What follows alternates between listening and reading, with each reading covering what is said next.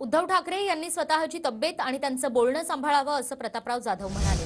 आम्ही बोललो तर त्यांना सहन होणार नाही, आधी उमेदवार जाहीर करा आणि मग बघू की कोणाचं डिपॉझिट रद्द होतं असंही प्रतापराव जाधव यांनी म्हटलंय।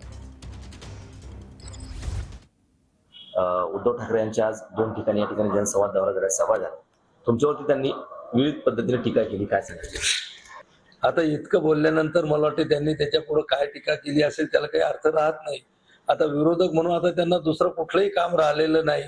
आता त्यांच्याकडे फक्त टीका करणं एवढंच काम आहे। 2.5 वर्ष या राज्याचे मुख्यमंत्री असताना त्यांनी काय कामं केली, त्यांनी एकही काम या दोन्ही भाषणामध्ये आणि बुलढाणा जिल्ह्यामध्ये सांगितलं नाही। केवळ आणि केवळ भारतीय जनता पक्ष, आदरणीय नरेंद्र मोदी, एकनाथरावजी शिंदे साहेब आणि इथला स्थानिक खासदार या नात्यानं त्यांनी फक्त आमच्यावर टीका करण्याचंच काम या ठिकाणी केलं।